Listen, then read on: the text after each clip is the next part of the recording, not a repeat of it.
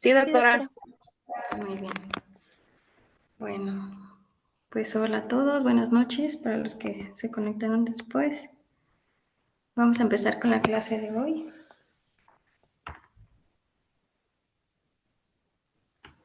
Me gustaría iniciar con unas preguntas, son muy sencillas, son del tema previo que vimos y eso es como para manera de recordatorio y que no se nos vayan olvidando esas cosas puntuales.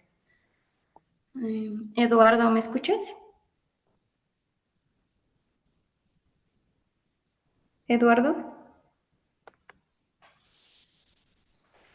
Marcela. Sí, doctora. Va. ¿Me puedes apoyar con la pregunta, por favor? Claro.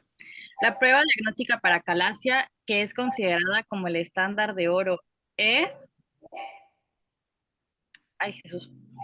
Eduardo contestó, 2 segundos, doctora, disculpe. Eduardo contestó y dice que va manejando. Que sí Ah, le... ok. pero que va manejando. Va, sin problema. Ajá. Eso programa con vario, ultrasonido endoscópico, pH-metría, manometría esofágica, panendoscopía. Para acalasia es la pH-metría. ¿La C dices? La... No, no, no, no, no, no, no. La manometría esofágica. Ok, sí, muy bien. La pechimetría la comentamos para alergia, ¿verdad? Ajá, Ajá. Muy bien. Entonces, manometría. ajá. Ok. Isidro, ¿estás por ahí? Pero creo que no se escucha bien mi audio. Ah, ok. Si no, ¿O sí Lupita, se ¿nos puedes escucha ayudar? bien? ¿Se escucha bien o mal? Sí, sí, te escuchas.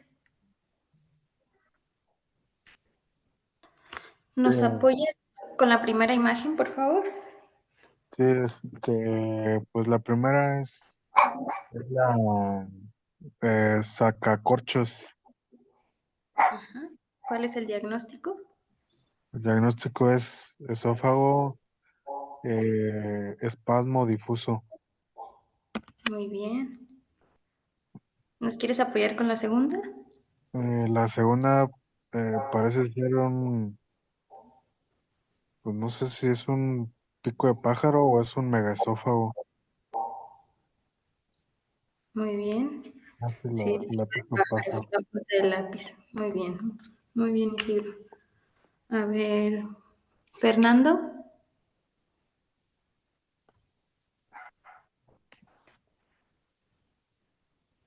Fernando. Bernal.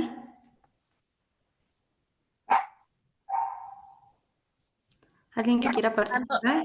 Fernando, que su micrófono no funciona. Si Ah, quiere, puedo leerle lo que sí. responde. Ajá. Tú apóyanos con la pregunta y la respuesta, ¿vale? Ok. Fernando, ¿le? Dice, tipo más común de hernia yatal. Ujú. ¿Cuál es el tipo más común de hernia yatal? ¿Alguien se acuerda?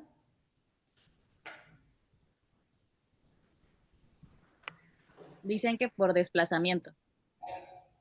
Ajá, está en el 95% por deslizamiento. Es la... ¿Qué tipo es de la clasificación? ¿La una? Muy bien. ¿Alia? Sí, doctora. Ok. ¿Nos ayudas con la siguiente pregunta, por favor? Porcentaje de lesiones de tubo digestivo alto que dejan de sangrar de manera espontánea. ¿Cuál sería la respuesta?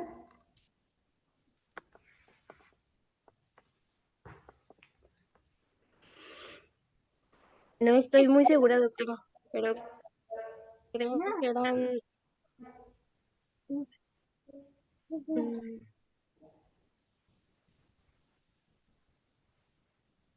no recuerdo con exactitud. Ok. ¿Alguien que recuerde la cantidad?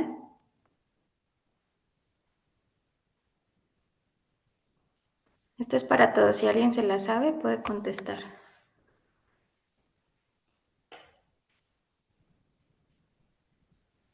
Si no me recuerdo, doctora, creo que era del 80%.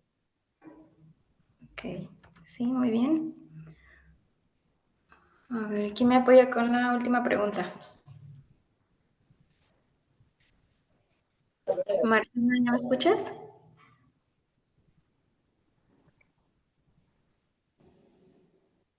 ¿Quién, doctora? Marcela. Ah, soy yo, Ok, ¿me ayudas con la pregunta, por favor? claro. Masculino de 26 años de edad, residente de cirugía general que presenta dolor intenso en epigastrio, último alimento hace 24 horas. ¿Cuál es su principal sospecha diagnóstica? ¿En qué piensas con estos datos? Jesús bendito.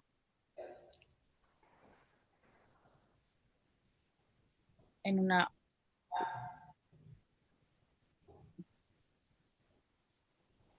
um,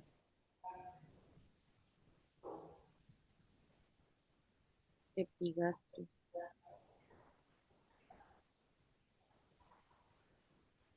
Si alguien más te quiere ayudar, también adelante.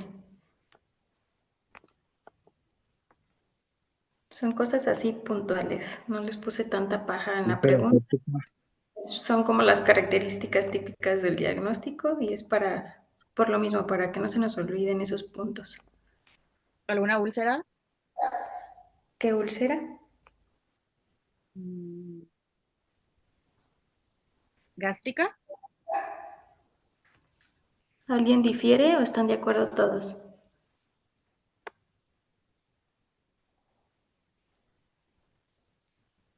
O unos compañeros en el chat pusieron pancreatitis, úlcera gástrica, gastritis, úlcera gástrica. Ok, sí es una úlcera, pero acuérdense en las características de ambas. De hecho, que les iba a poner las diapositivas en la misma, o sea, las diferencias, para ir comparando todo. En el tipo de úlcera duodenal vimos que son pacientes jóvenes. En las gástricas son pacientes ya de más edad. Entonces, para empezar, es un paciente joven, 26 años. ¿Qué dijimos del dolor? Que hasta les dije, no se les olvide el dolor, el tipo de dolor, qué pasa cuando come, qué pasa cuando no come. Acuérdense que es la diferencia. Se agrava el dolor cuando no come y se alivia cuando come. Y la de la gástrica es al revés. Entonces, es una úlcera duodenal. Que no se les olvide la característica del dolor. Ayer les dije que era muy importante que nos acordáramos. ¿Sí se acuerdan o no? Sí, doctora. Sí, ¿Va? Entonces, eso, ¿no? Es un paciente joven y lo importante, el paciente no ha comido, por eso tiene dolor. Entonces, en la úlcera duodenal se alivia el dolor al comer.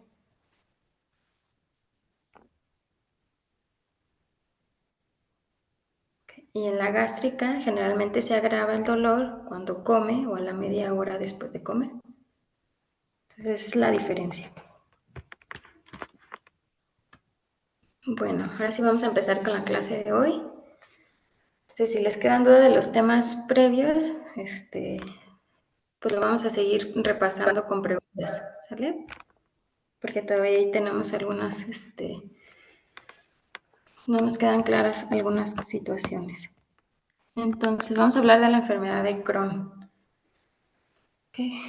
Tiene dos picos de presentación respecto a la edad, de 20 a 40 años, y un segundo pico de 50 a 60 años. Es por igual la presentación en mujeres y hombres, y tienen riesgo de presentarla en 15 a 20% en aquellos que tienen historia familiar de enfermedad inflamatoria. De etiología, pues, todavía no está bien especificada o descrita la fisiopatología. ¿Perdón?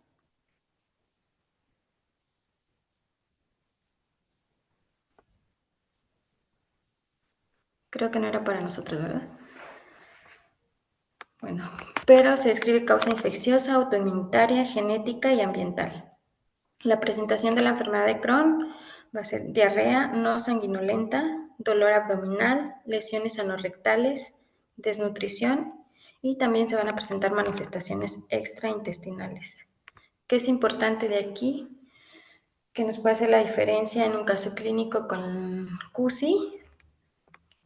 Es más característico de la enfermedad de Crohn las lesiones anorrectales.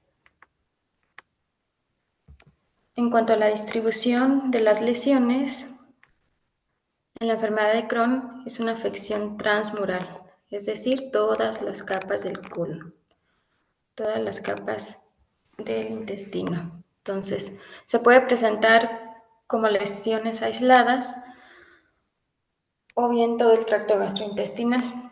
De las lesiones aisladas, el intestino delgado en el 15 a 30%, el colon 25 a 30%, ilion distal y colon del 40 al 60%.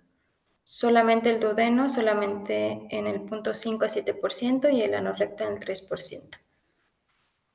De las pruebas diagnósticas, aquí no existe como un estándar de oro para el diagnóstico, entonces hay que ser multidisciplinario, desde la clínica, los estudios que realicemos y la endoscopía y los resultados de la biopsia.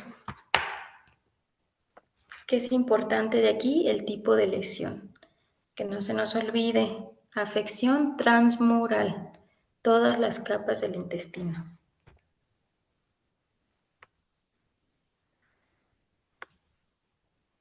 Lesiones aisladas, lo más común en ilion distal y colon. Entonces, de la clínica, dolor abdominal crónico, con diarrea o sin diarrea, pérdida de peso y fiebre. Puede presentar signos de respuesta aguda y o crónica inflamatoria. Anemia, depresión de volumen y signos de desnutrición o mala absorción. La presencia de las manifestaciones extraintestinales, aquí les puse una tablita de las más comunes, pueden ser dermatológicas, reumatológicas, oculares, hepatobiliares, urológicas o distintas. Dentro de los factores de riesgo tenemos el tabaquismo, la historia familiar y la gastroenteritis infecciosa reciente. Entonces, es necesario realizar un estudio endoscópico con toma de biopsia. Entonces, desde el momento de realizar la endoscopía, al ver las características de las lesiones, pues nos vamos a orientar hacia el diagnóstico.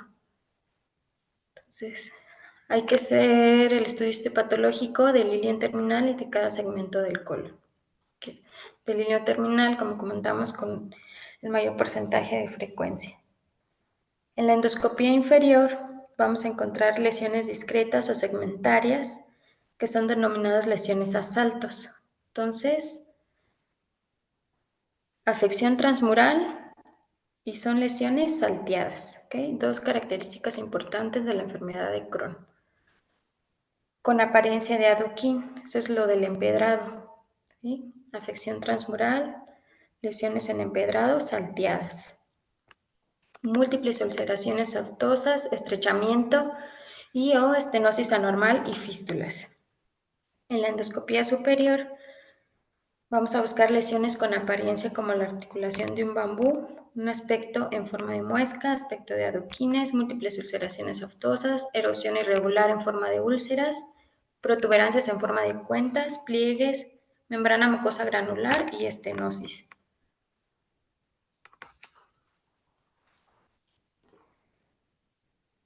De los estudios de imagen, estudios contrastados, se puede evidenciar úlceras longitudinales con aspecto de empedrado, estenosis, úlceras aftosas, irregulares, fisuras y fístulas. De la enteroscopía de doble balón debe reservarse para situaciones específicas en las que la toma de biopsia de las áreas sospechosas sea importante para el diagnóstico, o bien cuando la dilatación de estenosis está indicada. La tomografía y la ecografía son útiles para evaluar el alcance y la gravedad de la inflamación gastrointestinal y para detectar la formación de abscesos. Aquí ya estamos hablando de complicaciones o de alteraciones extraintestinales que ya comentamos.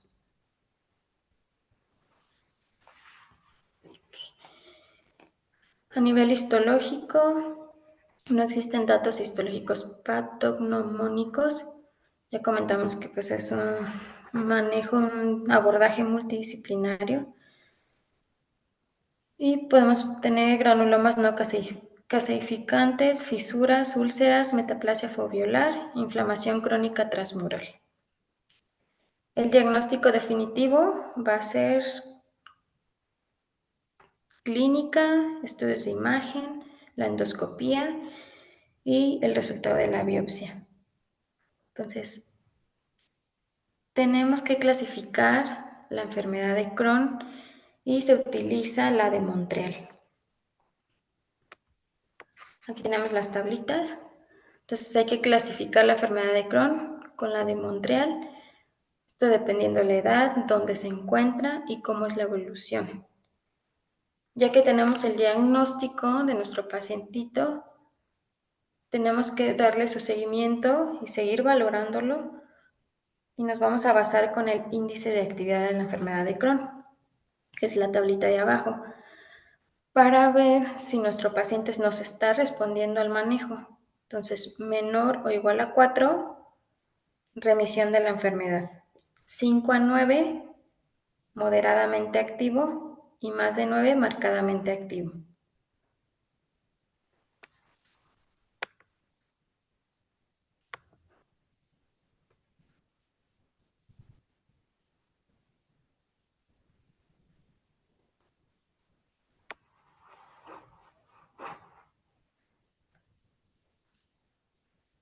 Esta es otra tablita que viene en la guía de práctica clínica, que nos menciona como las dos principales, la que vimos previa y esta, para darle seguimiento al paciente. Entonces, es un paciente con enfermedad activa.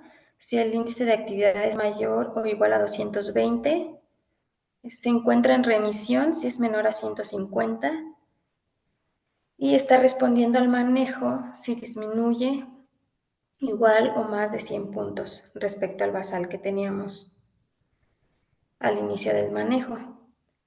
Hablamos de recidiva si incrementa 150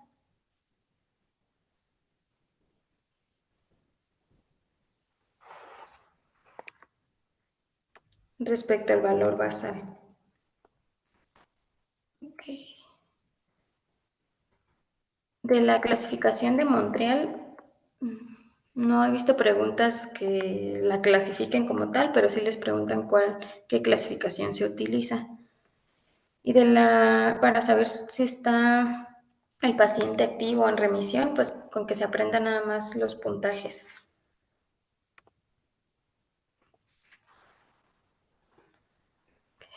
Respecto al tratamiento, para la enfermedad de Crohn tenemos los compuestos 5-aminosalicílicos, que es la mesalazina y la sulfasalazina. Están indicados cuando se presenta el primer cuadro clínico, cuando existe solo una exacerbación en un periodo de 12 meses. En los pacientes con contraindicación de glucocorticoides, y se debe hacer una evaluación del paciente entre la semana 8 a 12 de utilizar el tratamiento. De los esteroides, es importante valorar cuando esté en paciente con tratamiento con esteroides que no esté haciendo corticoresistencia. Entonces se tiene que hacer la reducción de la dosis de 2.5 a 5 miligramos por semana hasta suspenderlo. Comenzamos a pensar en una corticodependencia cuando ya estamos con dosis de 20 miligramos por día de esteroides. En la primera presentación, si la remisión se ha alcanzado con esteroides sistémicos, se puede utilizar una tiopurina como la cetioprina o bien el metotrexate. Si falla el tratamiento con esteroides sin alcanzar la remisión, podemos considerar el metotrexate y terapia con antifactor de necrosis tumoral como opción de manejo. Okay, entonces, la terapia biológica con antifactor de necrosis tumoral están indicadas cuando la enfermedad es de moderada a grave, que no responden o son intolerantes al tratamiento convencional. El manejo quirúrgico, sobre todo, está indicado cuando ya tenemos complicaciones, como la formación de abscesos, absceso drenado, absceso curado, pues se tiene que drenar. En este caso sería nada más el manejo de la complicación o de la enfermedad. Las fístulas, el manejo quirúrgico solo si son sintomáticas. Además del manejo quirúrgico, hay que dar tratamiento antibiótico con metronidazol, 750 a 1500 miligramos por día, o bien ciprofloxacino, 1000 miligramos por día. La cirugía siempre debe ser considerada una opción en la enfermedad localizada.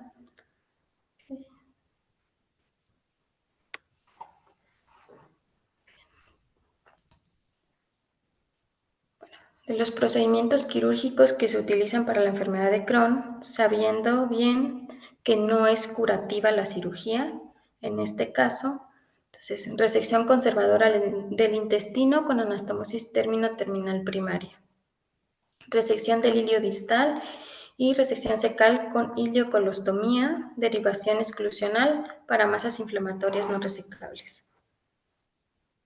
Entonces, lo ideal, si tenemos una lesión nada más aislada, hacer la resección de esa parte del intestino afectada y unir el intestino, ¿sí?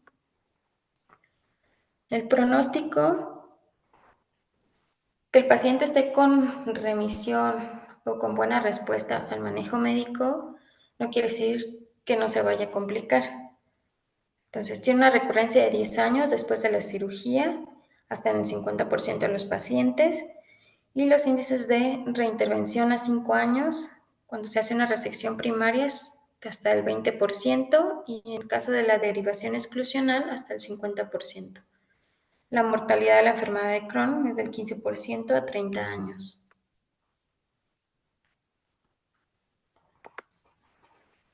Ok, y aquí a manera de resumen, en esta tablita, las indicaciones para el manejo quirúrgico en la enfermedad de Crohn. Un inicio agudo de la enfermedad grave y presentándose con complicaciones como el megacolon tóxico, igual fracaso al tratamiento médico, obstrucción, perforación, fístulas complicadas, hemorragia o riesgo de tumor maligno. ¿Sí? Entonces, pacientes con enfermedad de Crohn con complicaciones. De la imagen es nada más cuando se presenta una estenosis, aquí lo que hay que hacer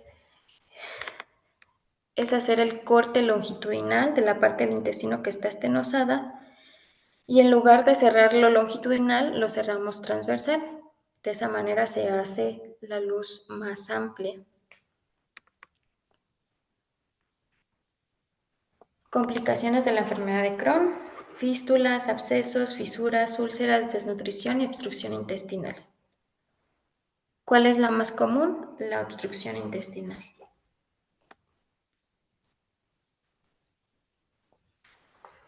¿Cuándo referimos a los pacientes y cuándo nos los vuelven a enviar? El médico familiar debe enviar a un hospital de segundo nivel a todo paciente con sospecha de enfermedad de Crohn para su evaluación.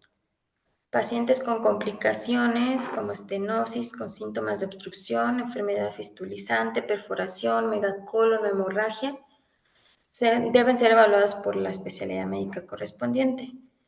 Criterios de contrarreferencia: pacientes con factores de buen pronóstico, pacientes en remisión y pacientes que no aceptan un tratamiento pues, que se ofrece en segundo o tercer nivel.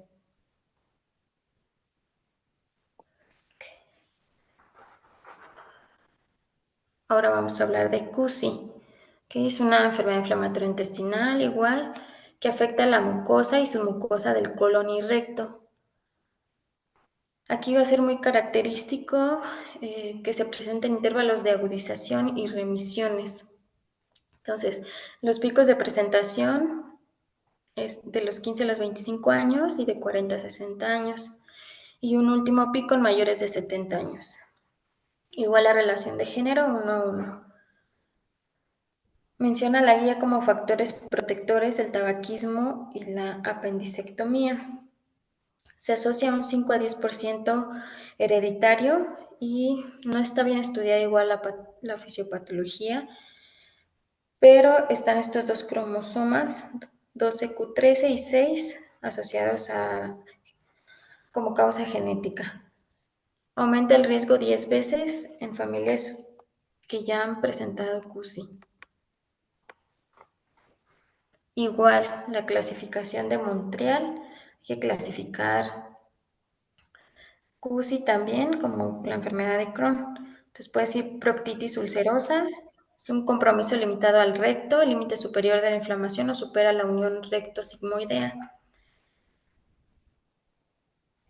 Es izquierda cuando está limitada al colon izquierdo y el límite superior de la inflamación no supera el ángulo esplénico. Y es extensa, una pancolitis, cuando se extiende más allá del ángulo esplénico. ¿Sí? Entonces, recto y colon. No es todo como la enfermedad de Crohn. No es transmural, dijimos nada más mucosa y submucosa. Entonces, para que vayan recalcando estas diferencias.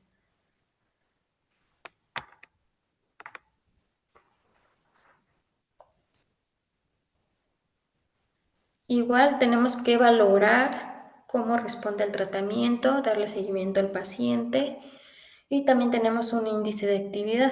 Entonces, dependiendo las deposiciones, si hay sangre o no en las deposiciones, en qué momento, si tiene urgencia, si tiene manifestaciones extraintestinales y el estado general del paciente.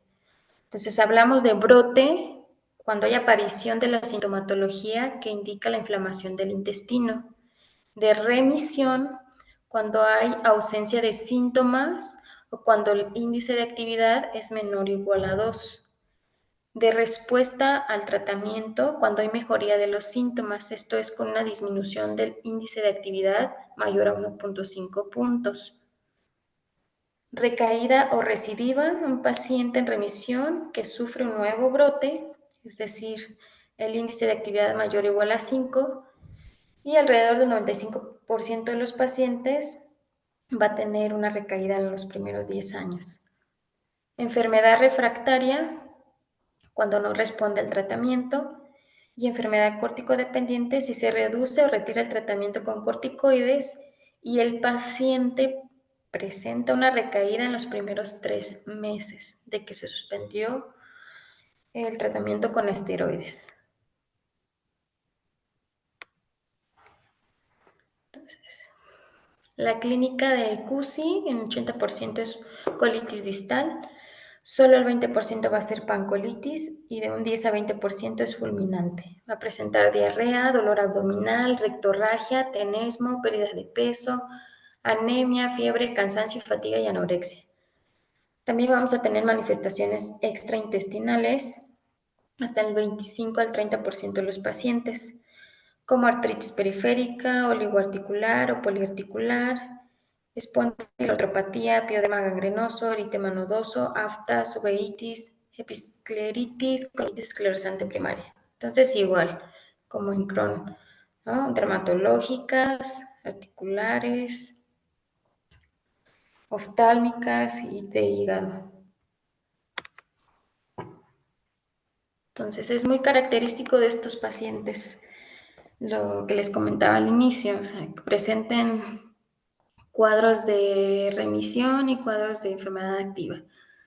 Entonces, por eso es importante el seguimiento y estarles calculando su índice de actividad.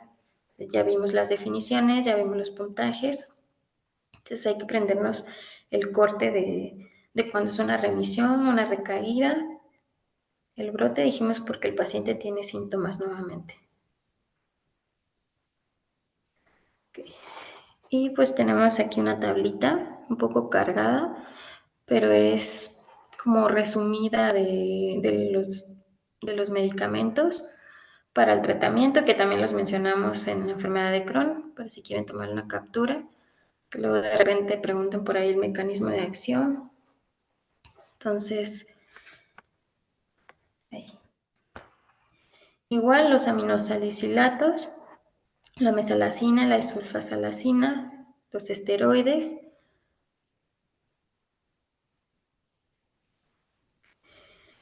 terapia biológica, los inmunomoduladores.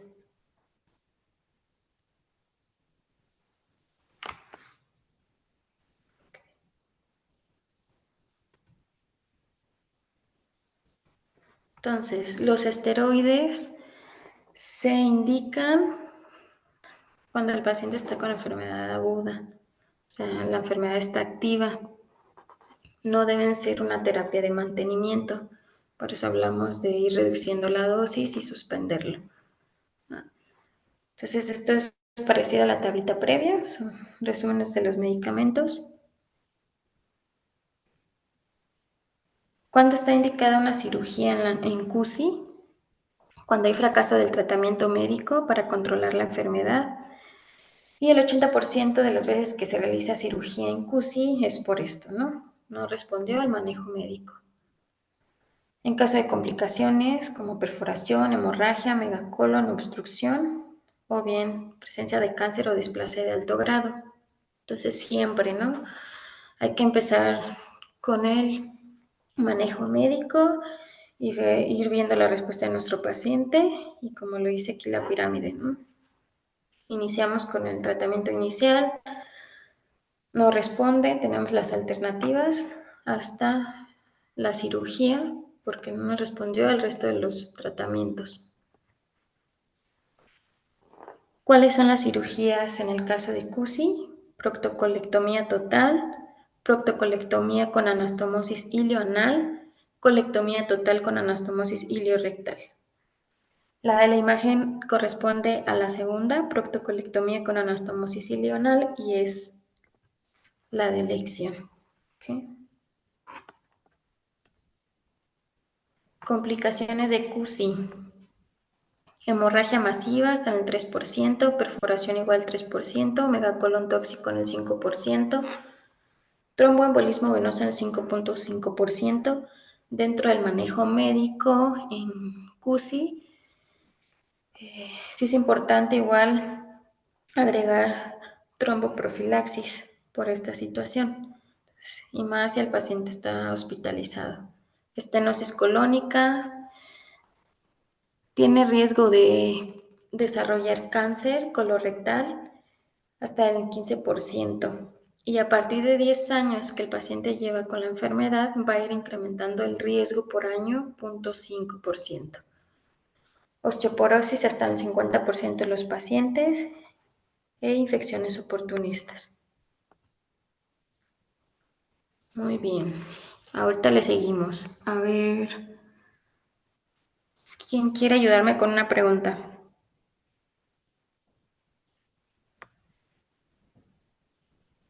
¿Lupita? Sí. ¿Sí? A ver, ayúdame. Dice, ¿cuánto mide el esófago intraabdominal? Mm,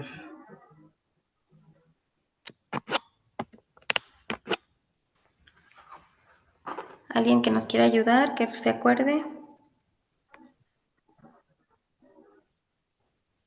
Creo que es de 15 a 20 centímetros. Hay que leer bien la pregunta. Intraabdominal. Acuérdense que lo dividimos en cervical, torácico e intraabdominal, las porciones. ¿No Sí, eran no. 3 centímetros, doctora? Ajá, lo que dijo la doctora. Ajá, sí, muy bien, 3 centímetros. Okay. O sea, les dije, es la que les gusta preguntar, la intraabdominal. Muy bien. A ver, ¿quién me ayuda con esta?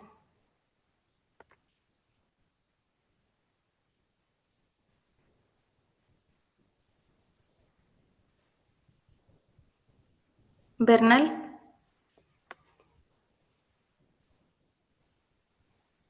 Sí, Ajá. ¿Me apoyas con siete, eso? Forma lacerosa del esófago cervical. Ajá. ¿Cuál es la respuesta? No recuerdo. ¿Alguien se acuerda? Tejido conectivo laxa. ¿Alguien más? ¿Todos están de acuerdo?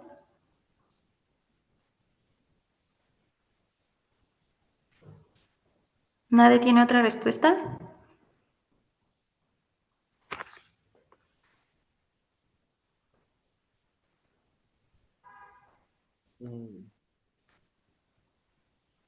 A ver, ¿no? Ahí está. No hay serosa.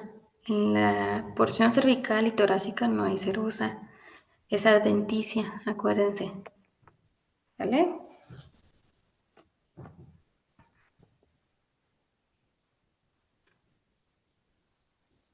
Muy bien.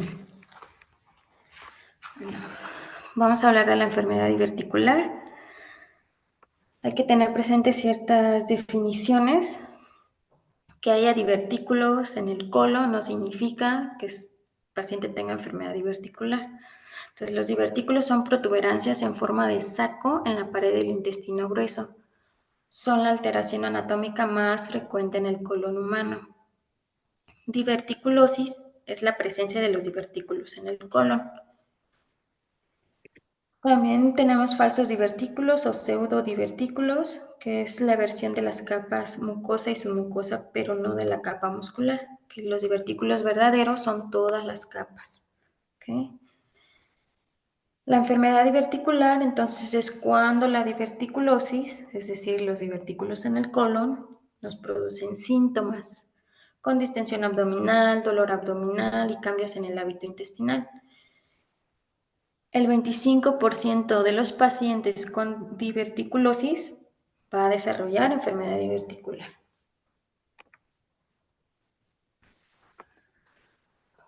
En los países occidentales y en aquellos con estilo de vida más occidental, la enfermedad diverticular es más frecuente y común en colon izquierdo, sobre todo en el sigmoides, mientras que en los países asiáticos es más frecuente en colon derecho.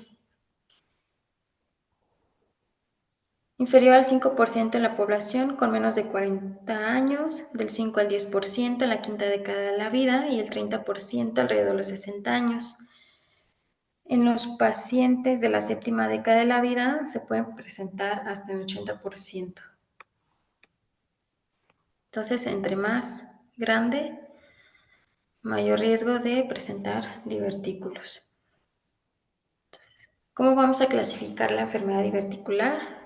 Esta sí hay que aprendérsela, si la preguntan y si preguntan los estadios. O sea, también la utilizan en los casos clínicos para preguntarles qué manejo van a darle a este tipo de pacientes dependiendo qué estadio se encuentren. Entonces es la clasificación de Hinchin modificada, es la que se utiliza y nos lo divide en estadio 0, es una diverticulitis leve. 1A, inflamación pericólica y flemón. 1B, es un absceso menor de 5 centímetros que está adyacente al proceso inflamatorio. En el estadio 2, un absceso intraabdominal, pélvico o retroperitoneal, es decir, distante al sitio inflamatorio primario. En el estadio 3 es una peritonitis purulenta generalizada y 4, fecal.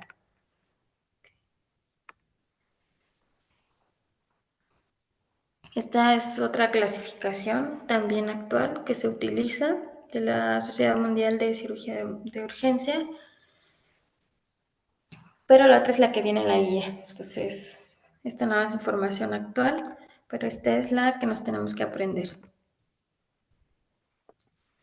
La diverticulosis suele detectarse de forma incidental en pacientes sometidos a endoscopía o exámenes radiológicos. De verdad que hay una infinidad de pacientes que les realizas tomografía por otra cuestión y tienen sus divertículos ahí. Ya dijimos que tengan divertículos no quiere decir que tengan enfermedad diverticular. Entonces, el diagnóstico de la enfermedad diverticular requiere una evaluación combinada de signos clínicos y biomarcadores. Y el diagnóstico se basa en imágenes transversales como ecografía, tomografía y resonancia magnética.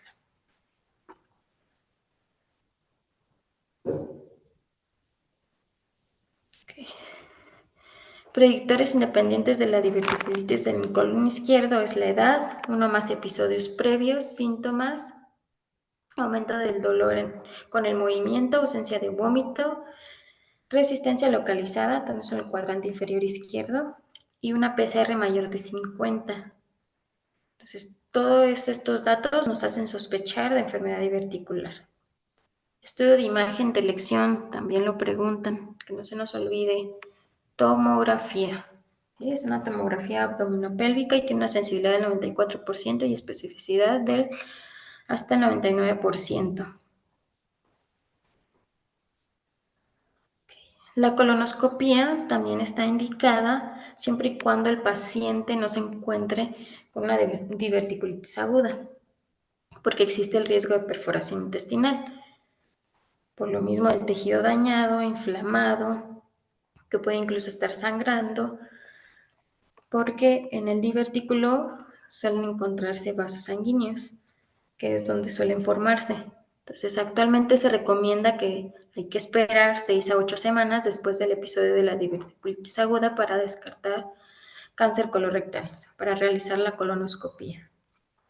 Entonces, si les ponen estadios de diverticulitis aguda y el diagnóstico o manejo por endoscopía, no lo vayan a poner.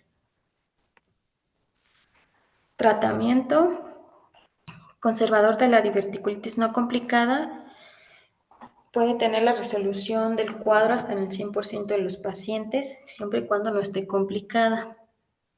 Entonces, en la hospitalización, pues los pacientes hay que iniciarles antibiótico intravenoso contra gram negativos, se me fue la NSM, y anaerobios. Entonces, aquí tenemos el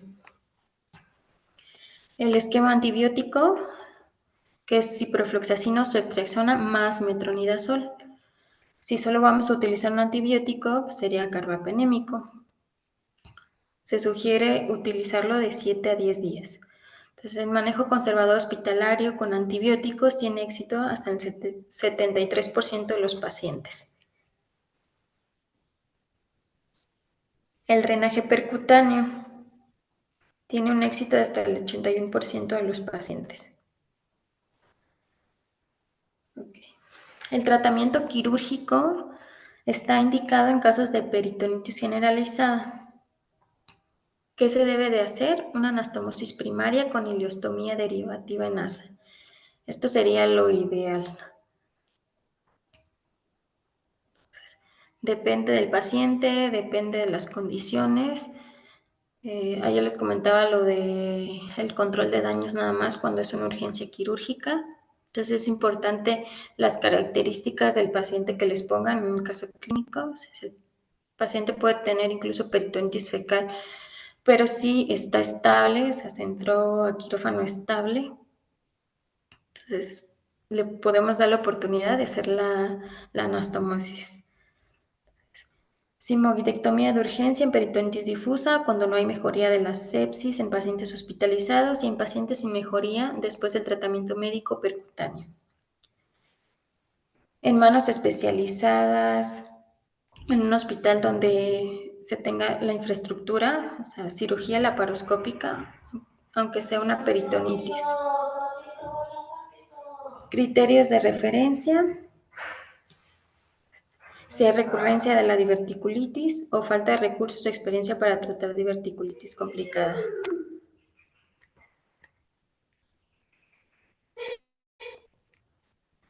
¿Me pueden dar un minutito, tantito?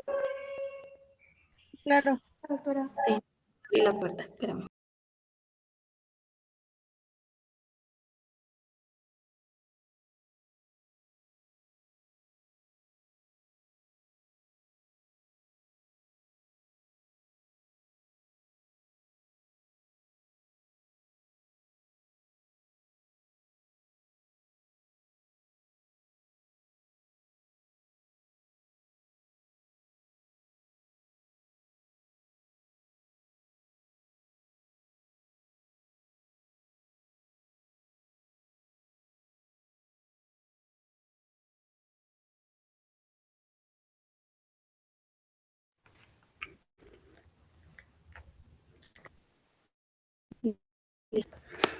¿Me vuelvo a escuchar?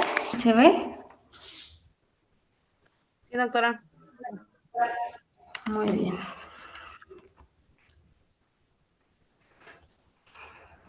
¿Hasta aquí tienen alguna duda de lo que hemos visto, de las preguntitas?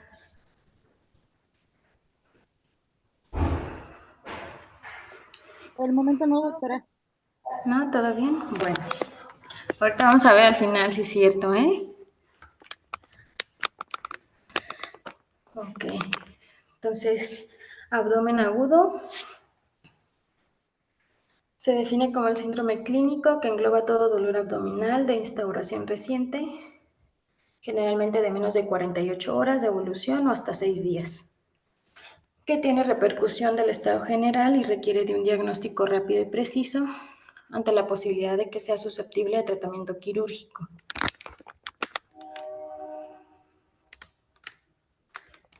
Entonces, el abdomen agudo puede ser traumático y no traumático. Ahorita vamos a hablar sobre todo del no traumático. ¿Okay? Del traumático, pues ahora sí que es indicación de cirugía y el manejo pues va a depender mucho de lo que encontremos. Entonces, la mayoría de las veces nada más es el control de daños y si es necesaria una segunda intervención para que sea ya el procedimiento definitivo. Pero sí depende mucho, pues, qué órgano haya recibido el trauma, ¿no? Y los grados de lesiones. Entonces, la prevalencia exacta de la lesión abdominal con TUS es incierta, pero algunas estadísticas refieren a una prevalencia del 6 hasta el 65%, y mortalidad atribuible al traumatismo abdominal es del 10%.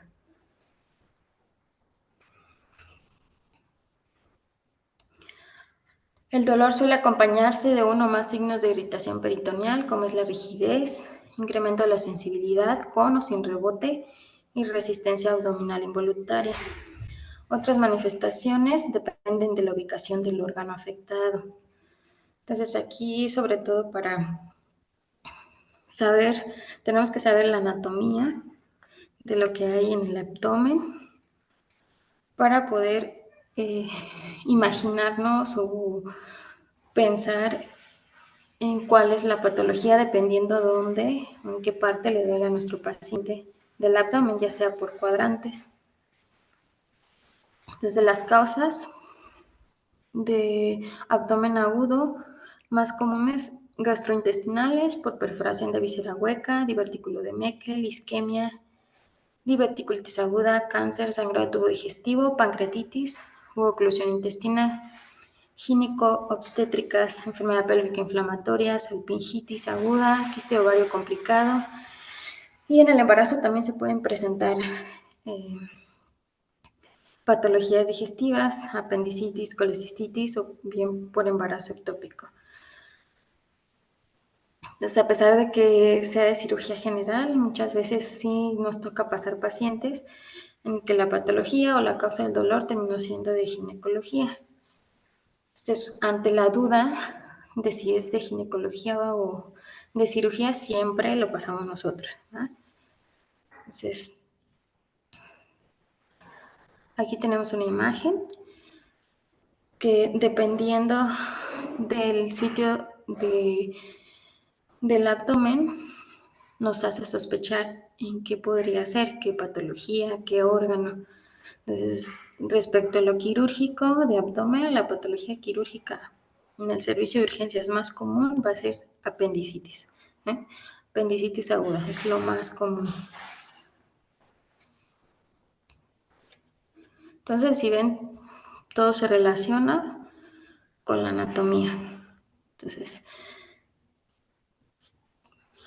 me duele a nivel del hipocondrio derecho, pues es lo que tengo ahí. Mi hígado, mi vesícula. ¿Qué más puede hacer? De los dolores referidos también, como la apendicitis, hay que recordar dónde inicia el dolor y luego migra. Entonces, eso depende del tiempo de evolución también de la patología. Obviamente ya los pacientes con abdomen agudo, pues es un dolor difuso, generalizado. No es como que me pueda guiar porque le duele cierta parte del abdomen. Entonces ya cuando el paciente llega con abdomen agudo es porque todo el abdomen le duele. La guía lo maneja por cuadrantes, la GPC, y dependiendo del cuadrante podemos sospechar en ciertas patologías. Y estos son los que vienen en la guía. En el cuadrante superior derecho podemos pensar en pancreatitis, hepatitis, hepatomegalia congestiva, neumonía, pielonefritis, angina o absceso. En el cuadrante superior izquierdo, igual pancreatitis, pues el dolor de la pancreatitis, como es transflictivo, se va hacia la espalda. Entonces hay aneurisma, colitis, pielonefritis, neumonía, infarto periumbilical, obstrucción intestinal, pancreatitis aguda, diverticulitis. En el inferior derecho, enfermedad pélvica inflamatoria, salpingitis, quiste de ovario, embarazo ectópico roto, artritis mesentérica, diverticulitis de Meckel, cálculo ureteral y litis terminal. En el cuadrante inferior izquierdo, diverticulitis, enfermedad pélvica inflamatoria, salpingitis, quiste de ovario, embarazo ectópico, tumor o cuerpo extraño en colon, cálculo uretral. Entonces, es bien importante en las pacientes en edad fértil, eso sí que no se nos pase, les tenemos que hacer prueba de embarazo antes de quererlas meter a quirófano, pensando que es sobre todo en las apendicitis, ¿no? O sea, siempre a las pacientes hay que pedirles cuando es en edad fértil, aunque nos digan que no tengan relaciones sexuales, es mujer en edad fértil porque puede ser un embarazo ectópico. Diagnóstico no invasivos, ultrasonido, tomografía, resonancia. Invasivos, punciones guiadas o no por ultrasonido, lavado peritoneal, laparoscopía o endoscopía diagnóstica. La cirugía laparoscópica está indicada en los casos de abdomen agudo con diagnóstico incierto, incluso de origen traumático, siempre y cuando la estabilidad hemodinámica del paciente lo permita. Entonces, con la cirugía laparoscópica, pues va a ser diagnóstica y a la vez terapéutica. Es una cirugía laparoscópica diagnóstica de inicio, porque entramos y nos permite ver todo lo que hay en la cavidad abdominal y a nivel pélvico, y podemos identificar la causa y ya ir de manera dirigida. Entonces, y hacer el tratamiento. ¿Cuáles son las indicaciones de la laparoscopía diagnóstica y también de la laparotomía abierta? Claro, no siempre hay el recurso, no siempre hay la experiencia y toda cirugía laparoscópica tiene el riesgo de convertirse a cirugía abierta. Entonces se tiene que saber resolver de ambas formas. De la más común, apendicitis aguda. Entonces todo el resto de diagnósticos son parte de las indicaciones para hacer una laparoscopía diagnóstica. Contraindicaciones absolutas de la laparoscopía diagnóstica en abdomen agudo es cuando hay una inestabilidad hemodinámica persistente del paciente, que esos pacientes que no te vas a esperar a que traigan la torre, que prepares el equipo, entonces pasa al APE, ¿sí? Urgente. Pacientes con estado de choque pues, están inestables, sepsis, peritonitis, obstrucción intestinal, trastornos graves de la coagulación, grandes tumores abdominopélvicos, o sea, todo lo que nos disminuye el espacio dentro de la cavidad abdominal, a pesar de que hacemos el neumoperitoneo, no nos ayudan a crear un buen espacio para hacer el procedimiento. Entonces, y tenemos otras contraindicaciones relativas también. Pruebas diagnósticas relevantes. Aquí como no estamos hablando específicamente de una patología, son las generalidades de abdomen agudo. Entonces, pues ahora sí que va a depender la causa que me está ocasionando el abdomen agudo y de ahí ya nos vamos a guiar para qué estudio solicitar. Pero de entrada, pues los básicos, ¿no? Su VH y sus tiempos de coagulación. Si es un paciente con abdomen agudo, yo debo estar pensando que es un paciente quirúrgico y pues le tengo que pedir sus tiempos de coagulación. Entonces, en la mujer en edad fértil, la prueba inmunológica de embarazo, importante. Okay. Si estamos pensando en una pancreatitis, pues para hacer el diagnóstico, dentro de los 3 criterios para el diagnóstico, pues ocupamos las enzimas pancreáticas. Entonces, dependiendo de lo que estamos pensando, si el dolor nos ayuda y está localizado en cierta parte del abdomen, pues ya nos limita un poquito nuestros posibles diagnósticos, pero si está difuso, pues muchas veces, si el paciente lo permite y está estable, nos ayuda mucho una tomografía, ¿vale? Sobre todo para localizar bien la lesión e incluso para hacer un plan terapéutico. Todo paciente con abdomen agudo, con diagnóstico incierto, candidato a cirugía y que está hemodinámicamente estable y con morbilidad asociada debe ser enviado a un hospital de especialidad donde se cuente con este recurso, siempre y cuando esté estable.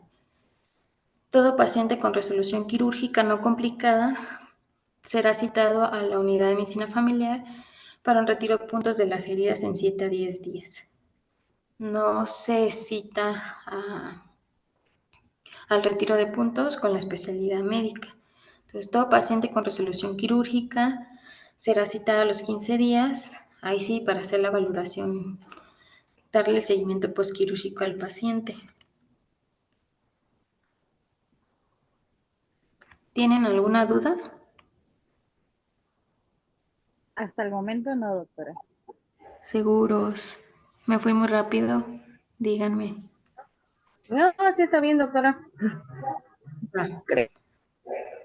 A ver. Vamos a ver. Isidro es el que iba manejando, ¿verdad? Espéreme, ya le digo. Deme 2 segunditos. Era otro compañero. Era el del Ah, micrófono. Eduardo Fernando. Noriega. Eduardo. Isidro, ¿escuchas? Creo que no. ¿Alguien quiere participar? A ver, tú, Lupita, ya nada más te pregunto a ti. Dígame, doctora. ¿Me ayudas con esa pregunta, por favor? Dice, la diverticulitis de Hinchik 4 demanda tratamiento quirúrgico y se caracteriza por, inciso A, absceso pericolónico de 2 a 4 centímetros, inciso B, absceso pericólico de menor de 4 centímetros, inciso C, peritonitis purulenta, inciso D, peritonitis fecal, e inciso E, absceso pélvico. Y pues es peritonitis fecal. Muy bien. Bien, esa hay que prendérsela, esa tablita, ¿eh? Porque sí se las preguntan. A ver, ¿quién me ayuda con la siguiente?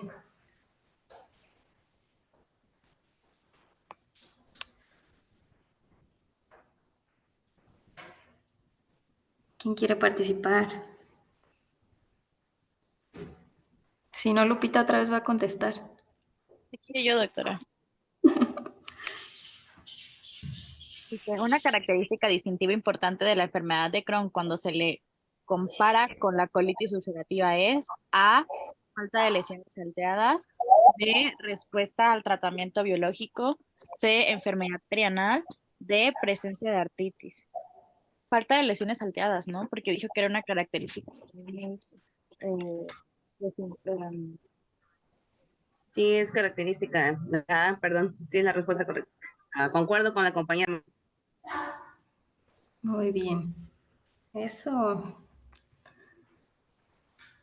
Para que vea que sí prestamos atención, doctor. Sí, ya que sí.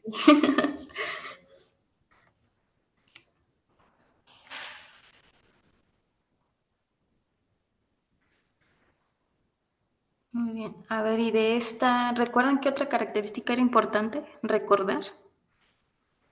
¿Qué recalcamos?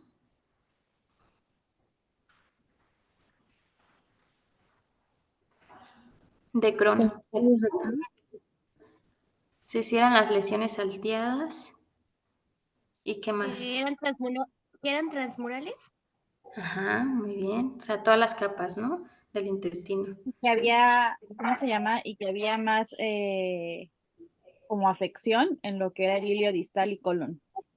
Ajá, o sea, puede ser todo el intestino, ¿no? Entonces son 3 diferencias que nos van a poner en los casos clínicos de Crohn y de CUSI. O sea, Crohn, salteado, todas las capas y puede ser en todo el intestino.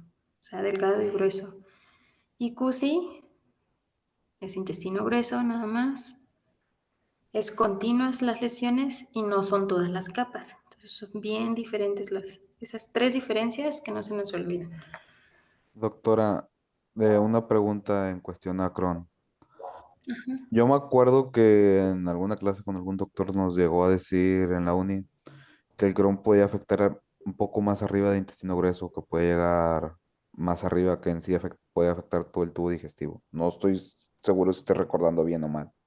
Sí, sí, Crohn puede ser en todo el intestino, o sea, del intestino delgado y grueso. O sea, esa es una de las diferencias con QC, porque O sea, QC nada más es de colon, o o sea, sea, recto y Crohn es como colon. más generalizado a Ajá, colon.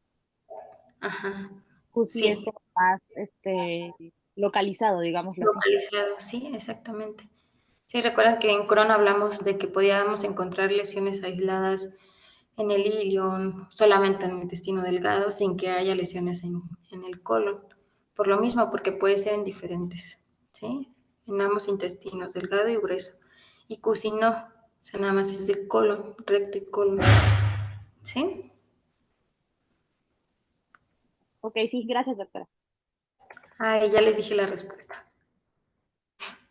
A ver quién me ayuda con este. Si quiere la leo, doctora. Sí. Varón de 35 años se presenta con dolor abdominal y vómitos. La temperatura es de 38.3 grados centígrados y la frecuencia cardíaca de 120 latidos por minuto. La TA de 110/54. El paciente no coopera al realizarse la exploración abdominal y todavía yace en posición fetal. ¿Cuál de las siguientes pruebas auxiliares es más urgente para determinar la causa del dolor del paciente? Radiografía simple de tórax y abdomen, tomografía de abdomen, electrolitos séricos y pruebas de función hepática, perdón, endoscopía, detección de drogas y nivel de alcoholemia. A ver quién no vio la respuesta. A ver quién quiere contestar. Ya si la vieron. Me dicen el por qué nada más.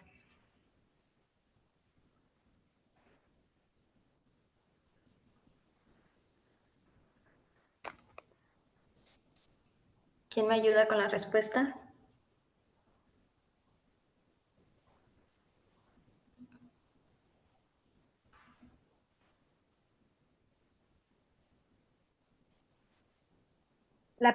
Pues sería auxiliar. Sería una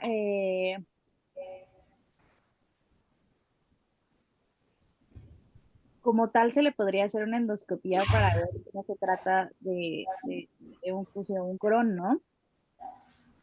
Pero eso ya sería como con más tiempo. Lo ideal sería primero tomar, si se puede, una tomografía, si está a la mano, pero si no se puede, hasta una radiografía, si estás en uno de segundo nivel y no hay tomógrafo. Doctora, ¿no sería endoscopía? Pero Bueno, es que endoscopía tendría que ser con el paciente estable y con más tiempo. Y aquí dice más urgente para determinar la causa del dolor.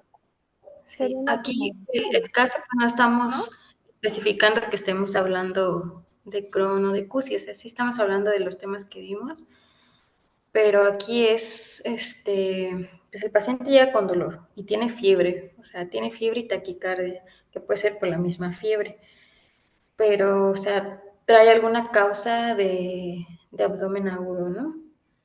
Entonces, no sabemos cuál sea la causa, no nos especifica en qué sitio le duele del abdomen, pero el paciente pues tiene mucho dolor por la misma posición que nos está refiriendo el caso.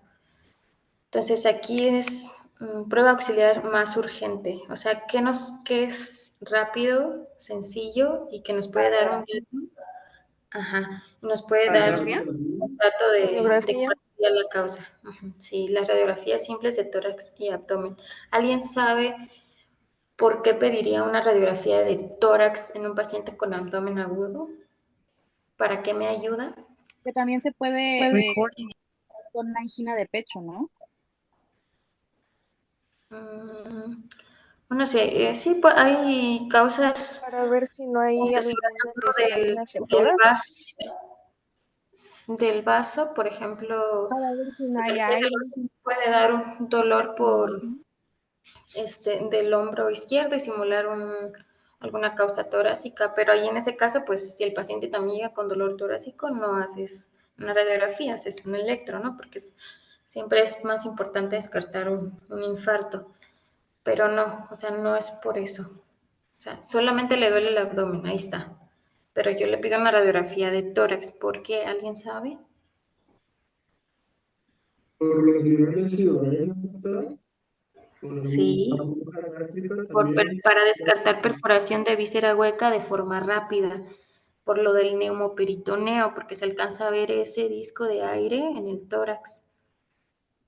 Sí, muy bien, es por eso. Entonces, para descartar que no haya sido una perforación de víscera hueca. Entonces, sí se pide, o sea, siempre inicial, de forma rápido y sencillo, y en todos los hospitales vas a encontrar, más fácil encuentras una radiografía que una tomografía. Entonces, sí, la radiografía de abdomen debe ser en bipedestación, o sea, no nada más en decúbito, tienes que hacerla siempre también parado. Igual por lo mismo, por los niveles hidroaéreos. Muy bien. Bueno, a ver, Eduardo, ¿me escuchas?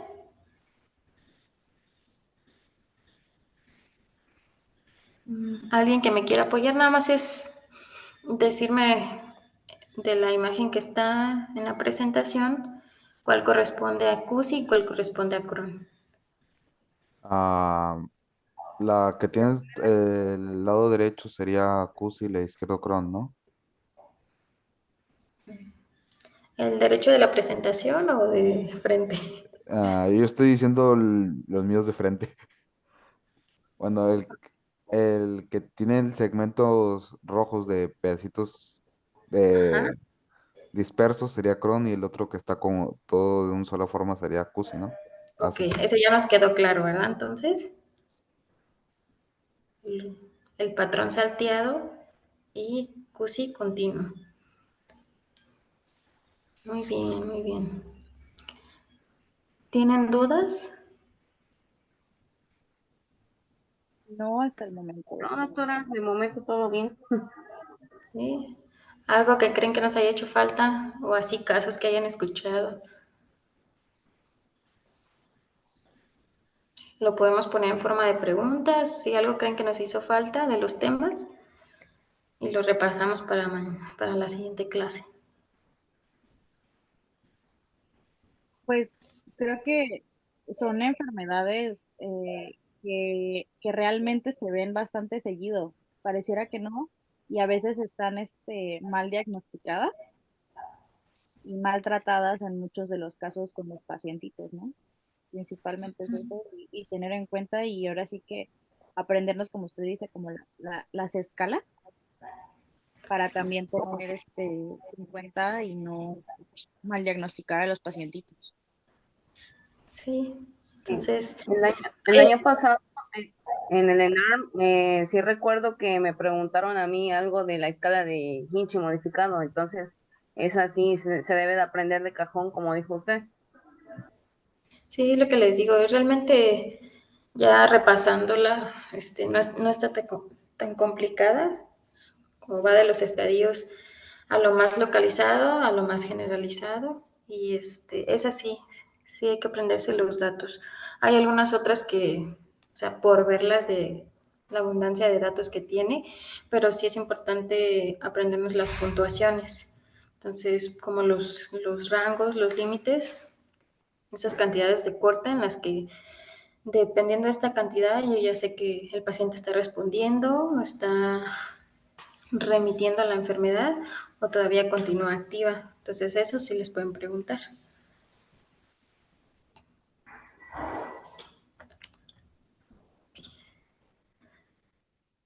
Igual en la siguiente le hago así como la clase de ayer y ponemos más casitos. Les voy a seguir poniendo casos de los temas de esófago porque todavía no nos aprendemos todos los puntos clave.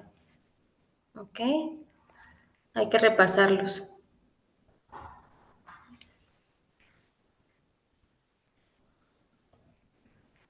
Sí, doctora, está bien. Muy bien. ¿Alguien tiene otra duda?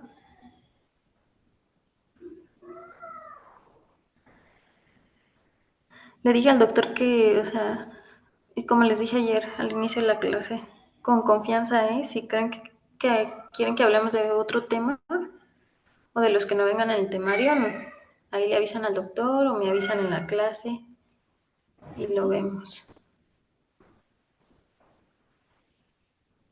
Sí, doctora, gracias. Ok. Gracias, doctora. Sí, Doc, gracias. ¿Ya nadie tiene dudas?